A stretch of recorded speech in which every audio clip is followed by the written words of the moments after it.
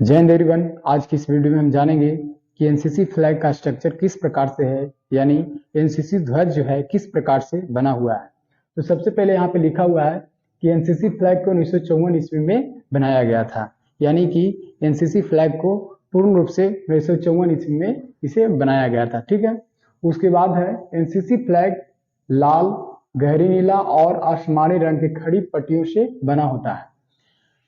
NCC flag जो है red, deep blue और आसमानी यानी कि स्काई ब्लू रंग की खड़ी पट्टियों से बना होता है। ठीक है, जो कि क्रमशः रेड आर्मी के लिए, डीप ब्लू नेवी और लाइट ब्लू एयरफोर्स को रिप्रेजेंट करता है, यानी कि दर्शाता है।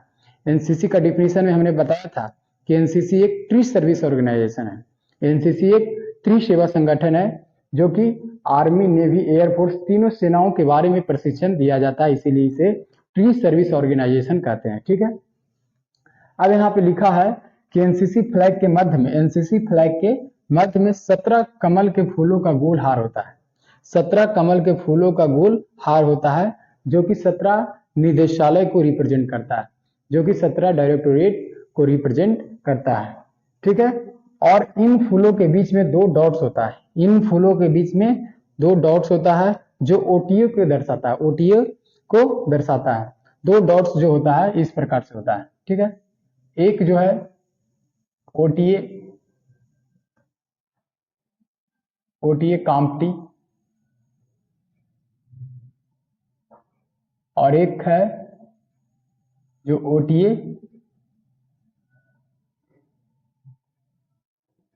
ओटीए ग्वालियर को रिप्रेजेंट करता है। अब यहाँ पे देखेंगे कि ओटीए काम्प्टी क्या है और ओटीए ग्वालियर क्या है। तो ओटीए काम्प्टी है जो मेल एनोज के प्रशिक्षण के लिए बनाया गया है, और ओटीए ग्वालियर है जो फीमेल एनोज को प्रशिक्षण के लिए बनाया गया है, जिसे हम WOTA के भी नाम से जाना जाता है, यानी कि वुमेन ऑफिसर ट्रेनिंग के नाम से भी जाना जाता है। ठीक है, उसके बाद यहाँ पे है इस हार के मध्य में, इस पंखुड़िए के गोल हार के मध्य में स्वर्ण अक्षर से एनसीसी लिखा होता है। स्वर्ण अक्षर से क्या होता है? एनसीसी यानी लव कैको लिखा होता है। ध्वज के नीचे यानी एनसीसी फ्लैग के नीचे एनसीसी के आदर्श वाक्य यानी एनसीसी का मोटो एकता और अनुशासन लिखा होता है, यानी यूनिटी एंड डिसिप्लिन लिखा होता है। ठीक है, उसके बाद है ध्वज की आकृति एक मुकुट की समान है। ध्वज की आकृति कैसा है? तो एक मुकुट की समान होता है।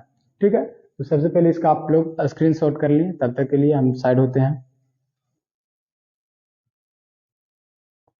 कुछ हमने मेन पॉइंट लिखा है, तो यहाँ पे लिखा हुआ है एनसीसी का मोटो क्या है, यानी कि एनसीसी का आदर्श वाक्य क्या है। तो एकता और अनुशासन यानी यूनिटी एंड डिसिप्लिन है। उसके बाद है एनसीसी का सॉन्ग क्या है। तो एनसीसी का सॉन्ग है हम सब भारतीय हैं, जो कि कब लिखा गया था? तो अक्टूबर 1982 में लिखा गया था। किनके द्वारा? तो सुदर्शन फाकिर के द्वारा लिखा गया था। किसके द्वारा? तो सुदर्शन फाकिर के द्वारा अक्टूबर 1982 में लिखा गया था। ठीक है, उसके बाद है एनसीसी दिवस कब मनाया जाता है। एनसीसी डे कब मनाया जाता है? तो प्रत्येक वर्ष नवंबर माह के चौथे रविवार को मनाया जाता है, यानी कि नवंबर मंथ के लास्ट संडे को मनाया जाता है। ठीक है, उसके बाद है डीजीएनसीसी के 4 आधारभूत सिद्धांत। डीजीएनसीसी के 4 आधारभूत सिद्धांत यानी कि महानिदेशक के 4 आधारभूत सिद्धांत। पहला है मुस्कुराते हुए आज्ञा को पालन करना।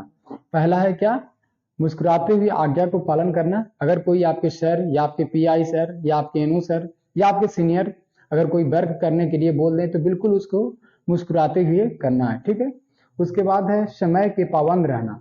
समय के पाबंद रहना यानी कहने का मतलब अगर आपको सर बोल दिए कि आपको 10 बजे कॉलेज प्रेजेंट होना है, तो बिल्कुल उससे पहले यानी 10 से 5 मिनट पहले आपको वहां पे आकर फॉलो इन हो जाना है। ठीक है, उसके बाद है निसंकोच परिश्रम करना, यानी कि बिना संदेह का कोई भी काम करना। ठीक है, उसके बाद है चौथा में बहाने मत बनाओ और झूठ मत बोलो। बहाने नहीं बनाना और झूठ बिल्कुल नहीं बोलना है। ठीक है, अगर कोई काम करने कह दिया जाए तो उसमें बिल्कुल बहाने इस तरह का ना बनाए कि हमको सर में दर्द है, पैर में दर्द है, इस प्रकार के बहाने बिल्कुल ना बनाए। ठीक है, तो ये वीडियो को यहीं तक रहने देते हैं। आशा करता हूँ कि वीडियो जरूर आप लोग को अच्छा लगा हो। अगर ये अच्छा लगा है तो जरूर इसे लाइक, शेयर एंड सब्सक्राइब करें। तब तक के लिए जय हिंद।